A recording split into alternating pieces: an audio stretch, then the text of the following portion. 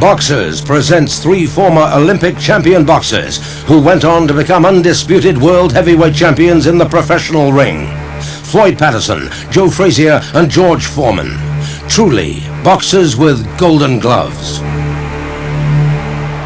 Pete Rademacher, the reigning Olympic champion, in his first ever professional fight, challenges Floyd Patterson, the ex-Olympic champion and world heavyweight champion. Never before in the history of boxing has a fighter's first professional contest been a challenge for a world title. Seattle, Washington, 22nd of August, 1957. The start of the fight, round one. The fighters move into the center of the ring. The challenger opens fire first. The pattern of the fight was established early.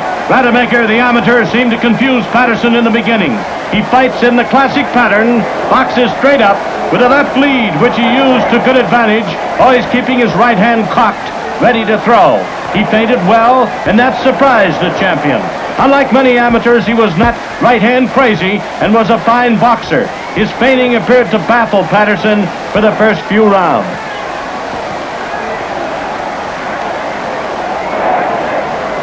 Notice how the challenger scores with left leads.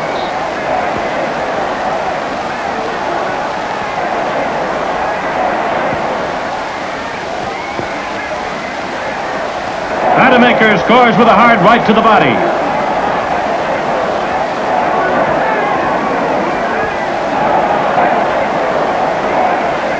Patterson fighting in a crouch, bobbing and weaving, trying to get in close.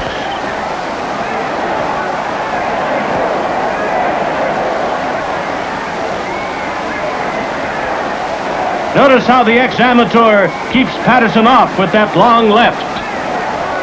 Both fighters in wonderful condition. Rademacher from the west, Patterson, of course, from Yonkers, New York. Both former Olympic champions, fighting for the glory of the professional and the amateur. Rademacher scoring well here in the early rounds. Patterson in magnificent shape as always, battling furiously to get back into the lead. This was the greatest promotion in the history of the Northwest and created more lineage and excitement than any sporting event that part of the country ever held.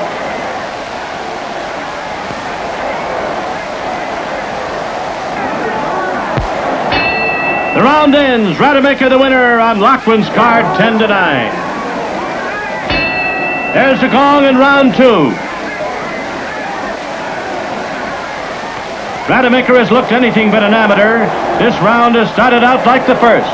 Both fighters leading and feinting. The 1956 Olympic champion not fooled by his opponent as yet.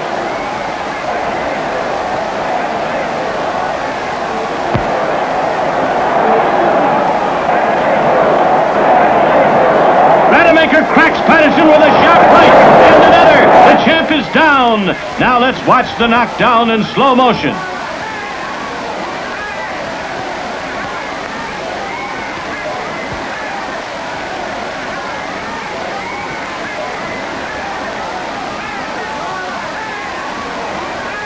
Watch the timekeeper calling off the seconds. Patterson is up at 3.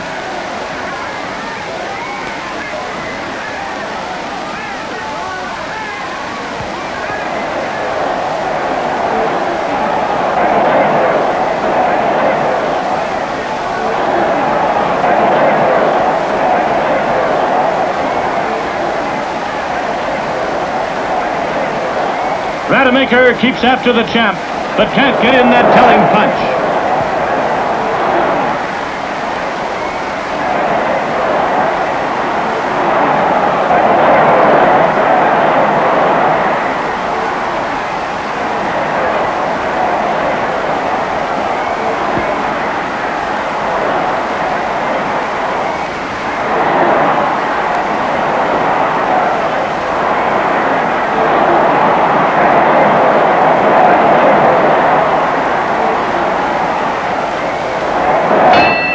Round two, Rademacher earned 10-5 margins at Loughlin.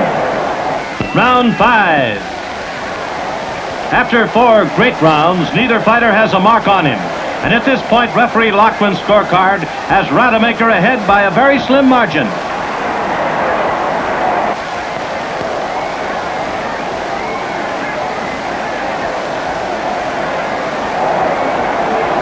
Rademacher lands sharp right to the body. Another, and the third right. Patterson smashes a right to the jaw. Rademacher is down. The referee counts as we move for close-up to a long shot. It's a 9 count.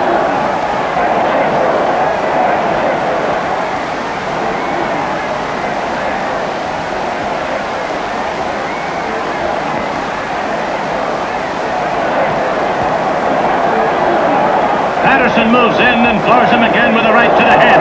The long shot shows referee Loughlin counting. He's up at 9.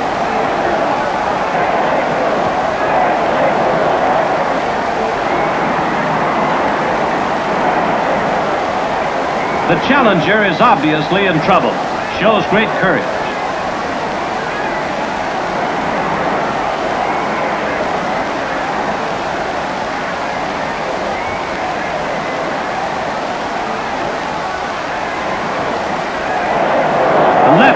And right sends Pete into the ropes. He bounces off and is floored with a right. Down for the 4th time in the fight. Again, he's up at 9. Patterson goes after him.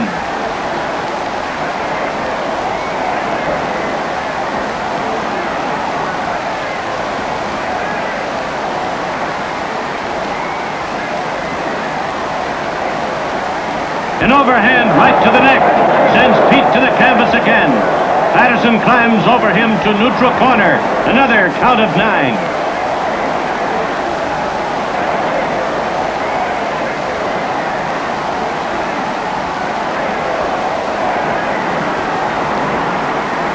Rademacher still keeps swinging.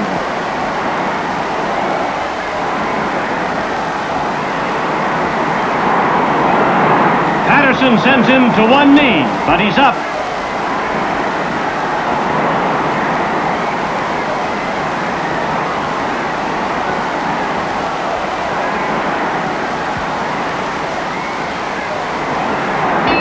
Loughlin steps in as the round ends. Round 6. Referee Loughlin had asked Rademacher if he was okay. Pete said yes.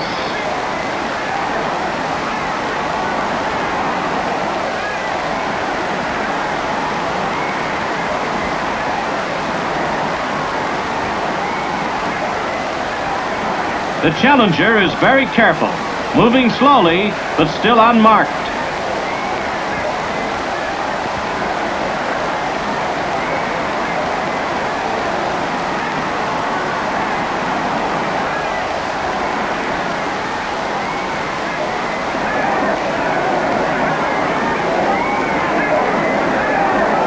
Patterson very methodically bides his time, waits for the opening.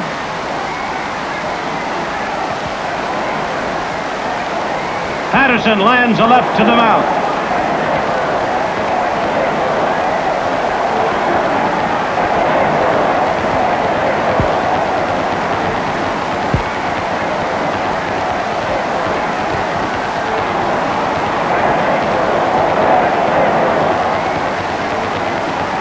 The weary Rademacher down again from a right to the head.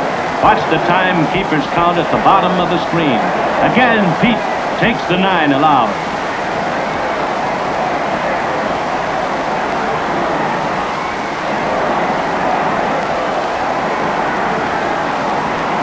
Weary and beaten, the challenger keeps trying.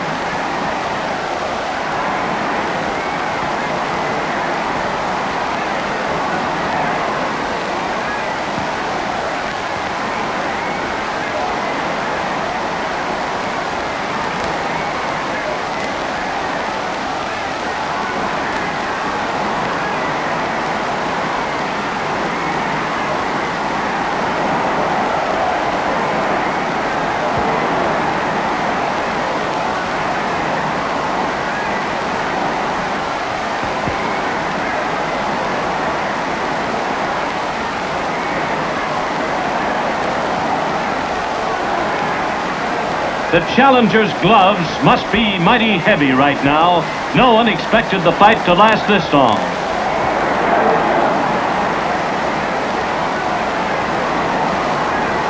Patterson sends Pete down again. A sharp left and then a right. Referee Loughran is counting over him for the 7th time. This time, it's the knockout. Patterson, still the champion.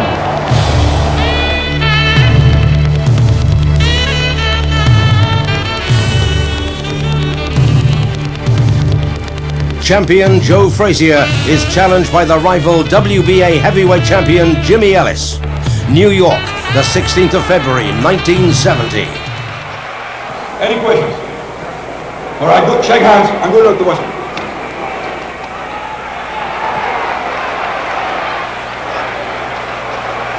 All right, we've had all the introductions. The bell for round one. Jimmy Ellis in the white or light trunks against Joe Frazier in the black trunks with the gold stripes. Frazier coming out smoking as he puts it.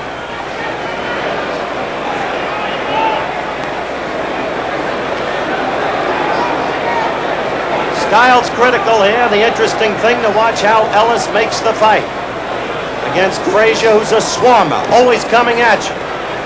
Joe without any particular style. No single punch he's ever thrown has been remembered, but he throws enough of them to really damage the adversary almost beyond repair. Ellis, the classic stylist, the boxer, the left jab, the left hook, the crunching right, a very underrated puncher. Against the two common opponents, as you saw, Ellis was better against Bonavena. Frazier was better against Quarry.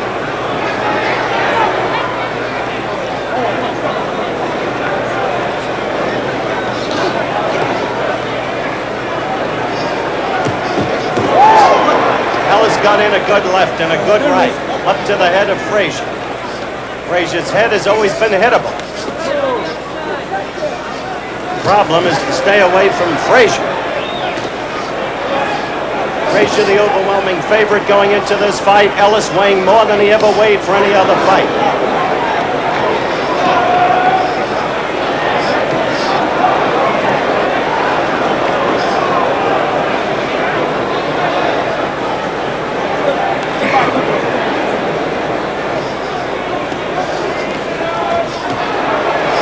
Ellis getting in two lefts and a right.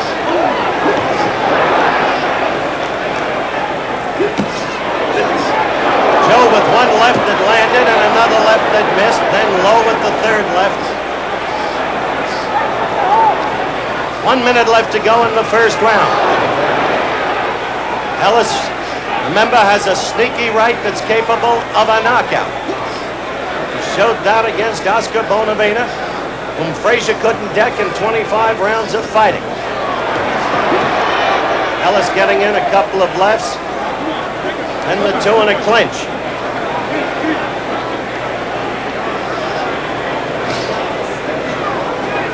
About a half minute to go in this first round. Ellis with a quick left and a right. Ellis with a left. The left getting into Frazier in this first round. Jimmy with a right lead. Jimmy with another right lead that caught Frazier.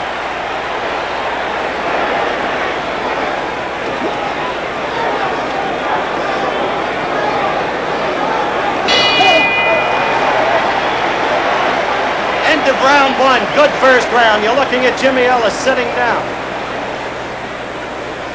Ellis landing some good lefts and rights, sometimes in combination, sometimes singly, against the head of Joe Frazier. Ellis, the boxer, seeming to have the upper hand in the first round. But this is a scheduled 15-rounder with such a long way to go. However, oddly, at the weigh-in this morning, Ellis, the overwhelming underdog, was picked to win by at least half the writers attending the weigh-in. Extraordinary in view of what we've heard from Las Vegas, Nevada. You're looking now at Joe Frazier, listening to his manager, Yancey Durham.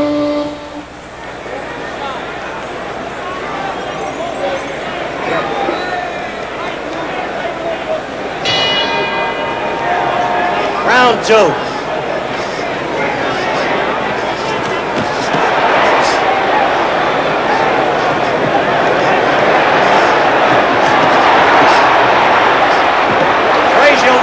Ellis against the ropes and wants to keep him there. Ellis wants the center of the ring to use that snake-like left and follow with the right.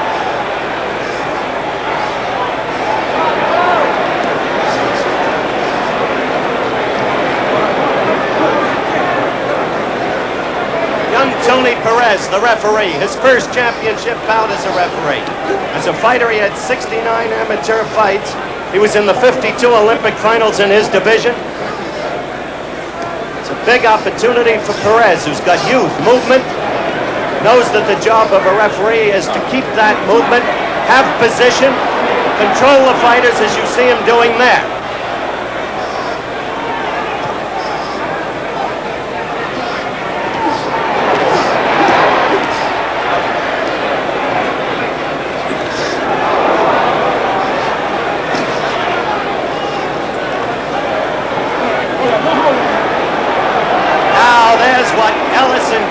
Complained about, and Perez is warning Frazier about before the fight, the butting. In fact, at the weigh-in today, Ellis said, "Don't butt me or I'll put you out early."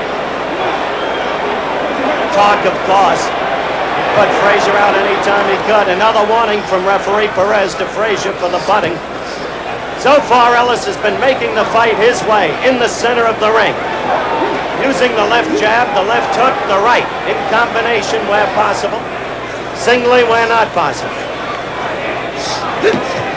A good left by Frazier. Frazier the pursuer. A minute to go in round 2.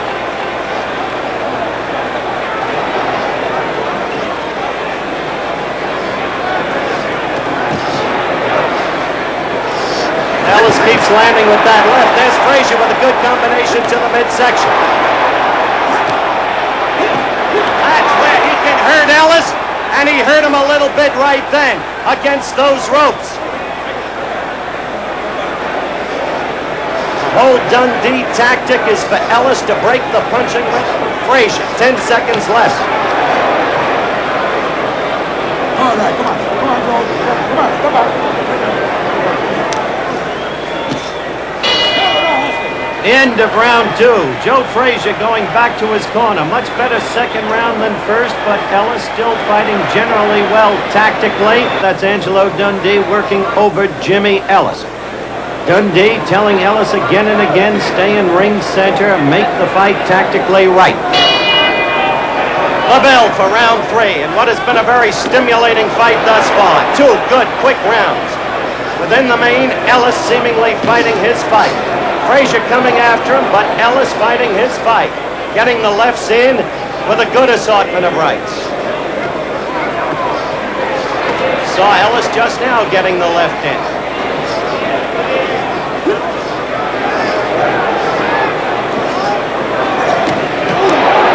Ellis again with the left and the right.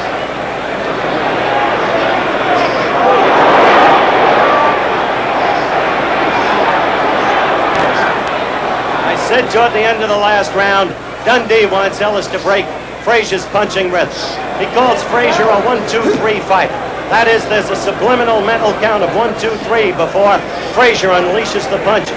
Break that with head movement, lateral movement, or even with your own blow.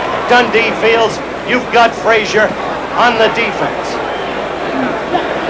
Remember, that's the Dundee strategy. Whether or not it would work if effective. Good left by Frazier. Ellis hurt. Ellis holding on. Ellis definitely hurt against the ropes. Staggered. Rubbery leg. Glassy eye. Frazier after. Sudden turn in the fortunes of the event. You see Ellis holding on and dazed and glazed. One good solid left by Joe Frazier. Joe after him. Ellis still holding on. The crowd sensing Ellis's predicament. A little more than a minute left in this, the 3rd round. Let's see if Ellis can fight him off. Frazier smoking now as he puts it. Another good left. Ellis in trouble. Ellis back against the ropes. Frazier not connecting, but Frazier the aggressor. 1 minute to go in round 3. And, a good left hook. And Ellis is in real trouble. You saw him stagger. He's fighting back. But Frazier's in definite command. Strong command, another good left hook, missing with that one, missing with that one. Ellis staggers back out of the rope position, but now back in his corner. Follow that timer at the bottom of your screen along with the fight. Ellis trying to hang on through this, the third round. One stupendous left hook did it. Got Ellis in trouble, where Ellis had been fighting his fight and controlling.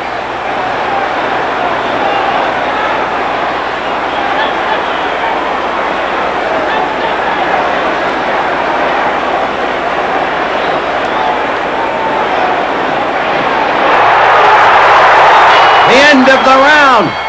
Joe Frazier going back to his corner, broad grin on his face. He thinks he's got this fight won.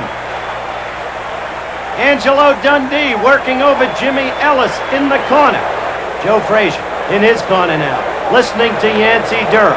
Joe Frazier, who judging by that grin at the end of round 3, feels that he's got this fight completely won.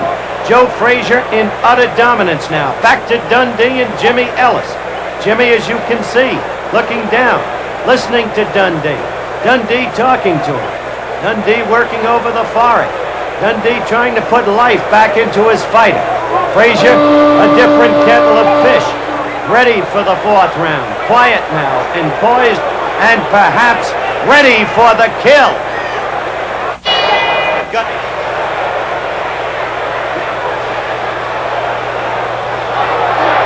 Ellis striking out immediately, trying to come back. This has been some night for boxing.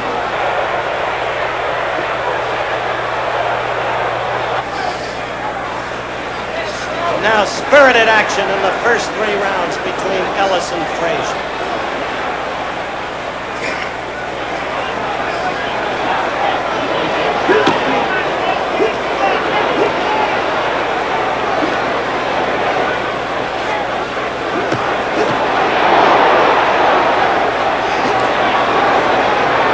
Right now, as you can see, Frazier is in control of this fight. He is the aggressor. Ellis is not what he was before that first left hook landed on Ellis. In fairness to Ellis, he has never been down as a heavyweight, but 2 sharp left hooks by Frazier get to him. Frazier is confident now, trying to pour it on. He is the stronger man. A right uppercut, now a left against Ellis's glove, though. Not against the face. We are almost a minute and a half into this, the 4th round. But it's a different Joe Frazier and a different Jimmy Ellis from the first 2.5 rounds.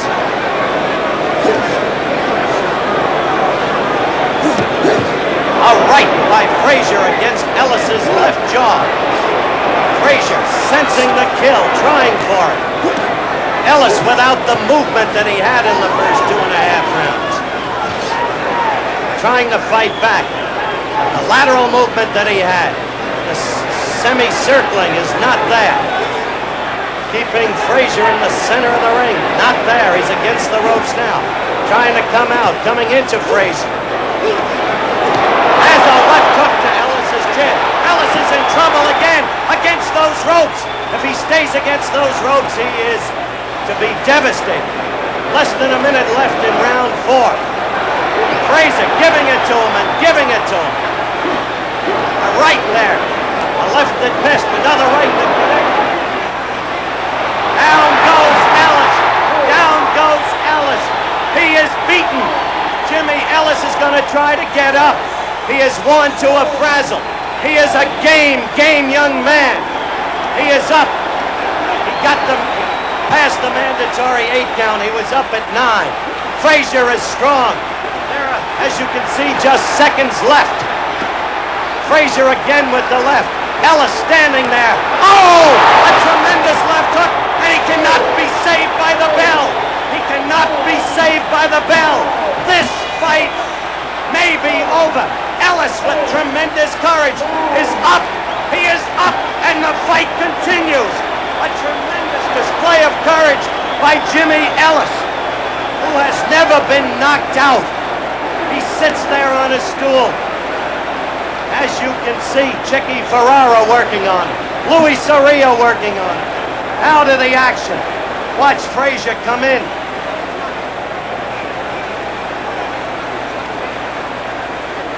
A right, a left, a right, a left. That left was brutal.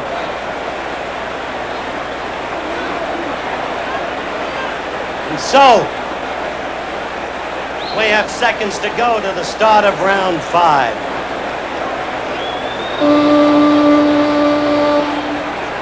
You see Ellis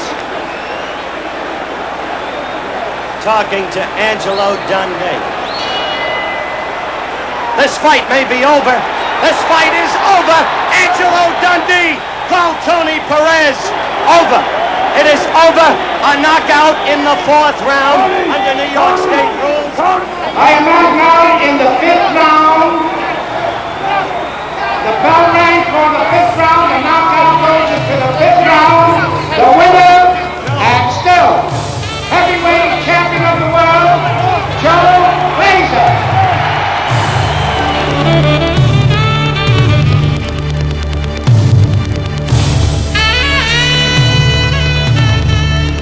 Ex-Olympic and ex-world champion George Foreman meets Ron Lyle in what became a classic battle of the Big Punchers.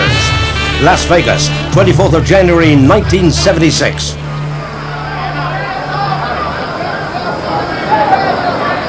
A wild, almost amateurish right as Lyle came charging out.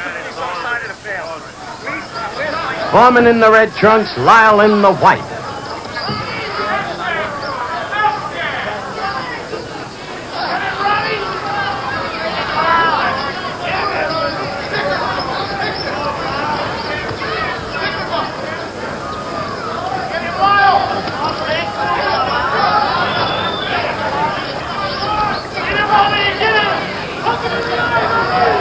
George lagging his right leg behind him in the manner that Frazier did against Ali in the last 2 fights between those two. The effect of that is really to cut off the ring.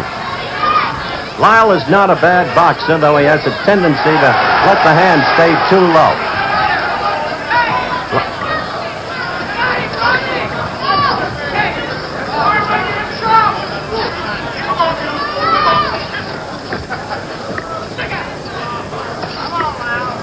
So far as you can see, fighters feeling each other out. Lyle showing foot movement.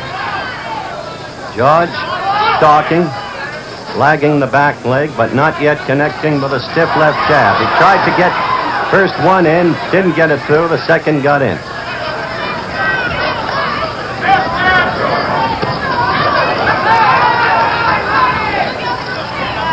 I must say, Kenny, George appears to be in much better condition than in that abortive thing in Toronto last May against the 5 fighters. That's very true. He looks very good. He's using a very good jab. Very stiff, very Lyle got in a good left. George's face went back. Lyle has never been afraid of anybody. He doesn't know the meaning of the word fear. You know the Lyle story. 7.5 years in Colorado State prison.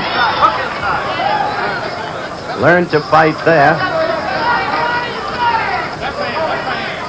And as I told you earlier, fought Ali here last May, and Ali scored an 11th round TKO.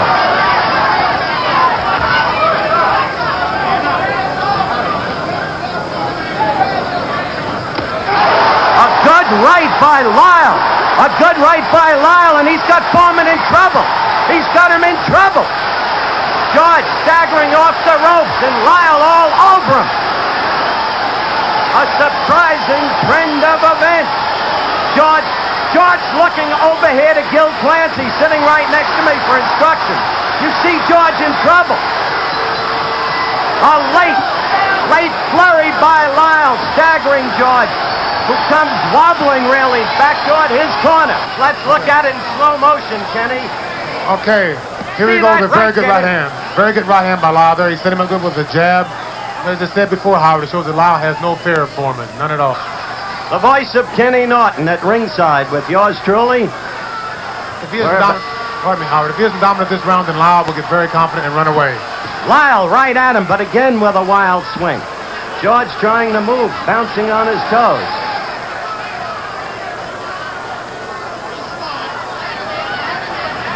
That's the first time George got in 2 good short left jabs, and that's what he must do.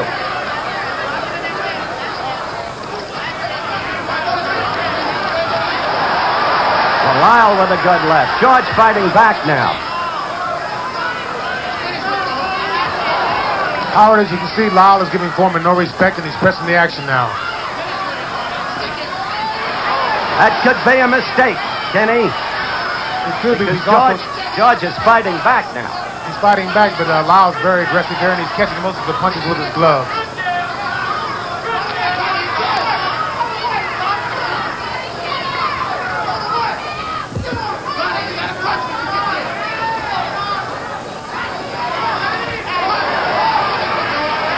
See that right come around and land on Foreman. Foreman in the red trunks, Lyle in the white. And the advisors are yelling to Foreman, keep those hands up. Now Lyle is hurt! Now Lyle is hurt! Quickly, Foreman landed a left and a right and another left, and Lyle's in trouble. He's against the ropes, trying to cover. Now let's see if George has learned what to do with an opponent against the ropes. Certain it is, he didn't know what to do in Zaire. Look at that left of Foreman's get in there. And it's a different Lyle now. He's a little shaky. The leg's just a little rubbery. Foreman is a tremendous puncher. No question about that. Ken Norton can attest to that. I told you we'd have a slugfest, and that's what we've got. Very good counter right hand by Lyle there. Very good.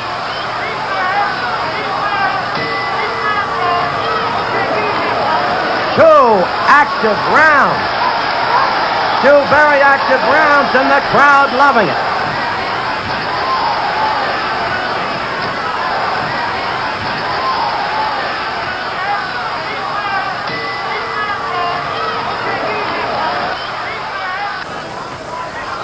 Fighters, by the way, using 8-ounce gloves. New York and California require 10-ounce gloves. 8-ounce gloves, less padding, greater damage from the blows. More punishment, more knockdowns likely. Howard, if you notice, Ron Lyle's over right hand is working very well on Foreman's left hand. His left hand is down, and Ron's going right over with an overhand right.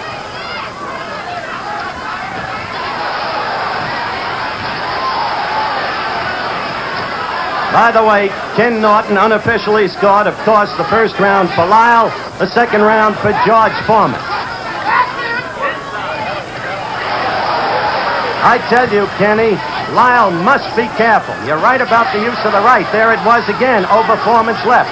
But Foreman's jab is beginning to get to Lyle's head, and Foreman's power is so punishing that he can end the fight at any time.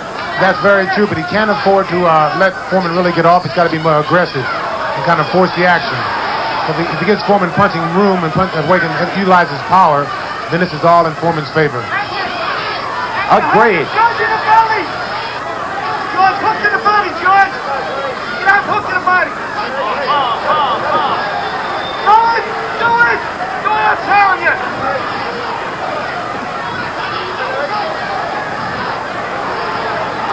Lyle in the corner against the ropes. But then again, Howard, I think Lyle is playing possum. He's trying to wait for Foreman to throw a right hand. Lyle just threw a good right hand, Kenny. Gil Clancy screaming, hook to the body, George. Hook to the body.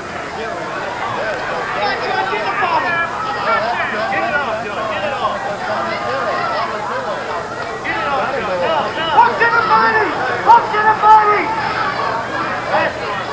George just tried to hook to the body in response to Clancy's exhortations, but he didn't get through Lyle's guard.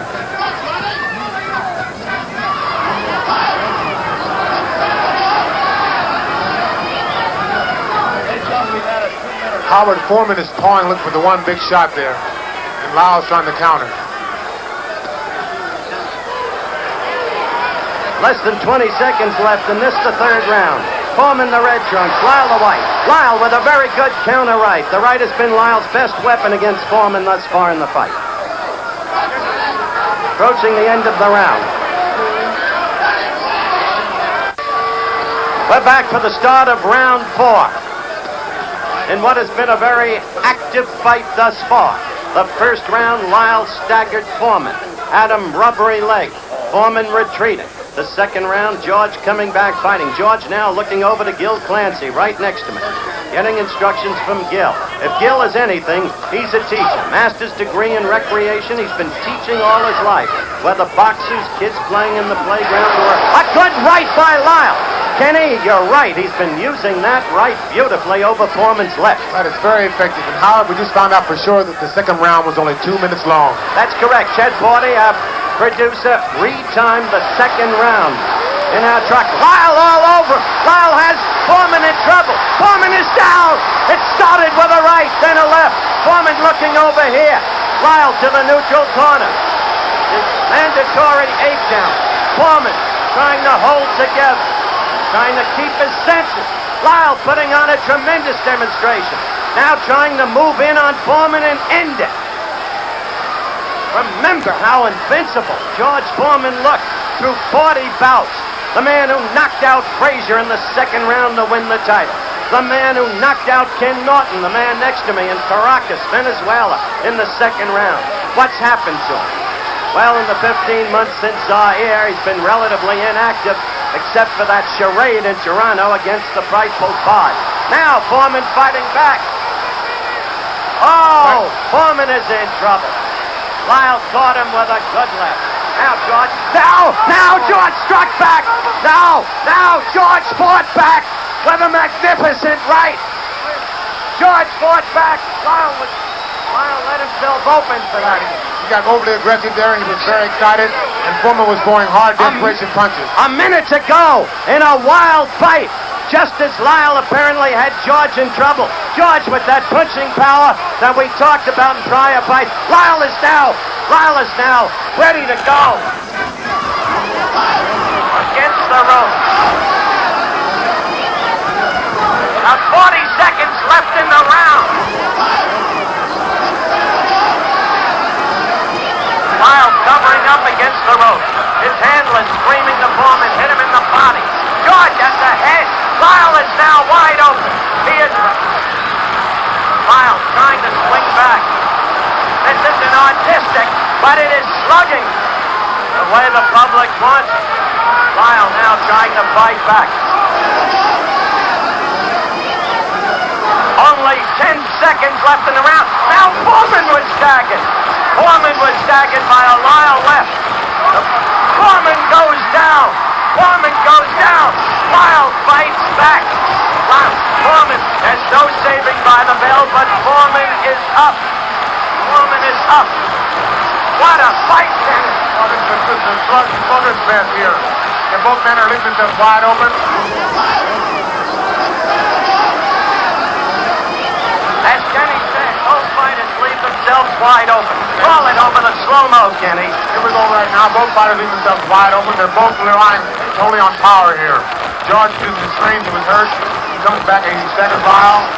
Foreman goes down here with a very good Lyle punch. They're both working very hard. They're both utilizing their power and forgetting boxing. As I said, I would hardly call this an artistic affair, but at the very beginning we told you we looked for a slugfest. And most people, remembering George's absence of stamina at Zaire, had the feeling if Lyle could get past the 5th round, his chances would materially improve. That's very true. And Lyle has been known to come on in the later round. He's very good. His stamina is very good. His punching power is good. So now the question is if George can recover and continue on here in the later round. Kenny Norton at ringside with how it goes down. 5th round action underway.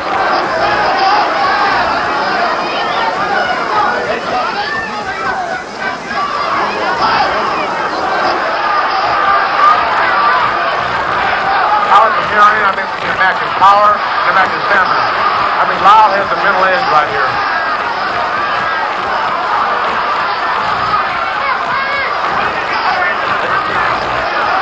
Two men both seem wary already, and who can blame them the way they've been punching with the damage they've each been doing. A good left by Lyle. Foreman holding on. Here we go, Howard. Staggering all over the ring. Lyle against the rope, throwing the left uppercut. Foreman in trouble again. No bounce in the leg. Foreman's in bad trouble now. Lyle's going in. Foreman's hands are down, if you notice. It's very good for Lyles hook and overhand right.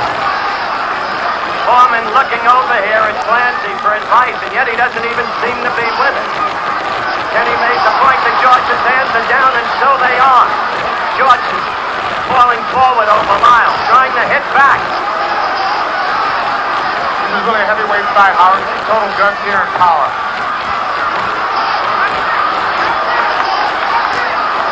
George got a series of left jabs in there, then a right. They both behind right hands, Howard, right there. Good right uppercut by Lyles. Foreman again in trouble. See him falling forward onto Lyles.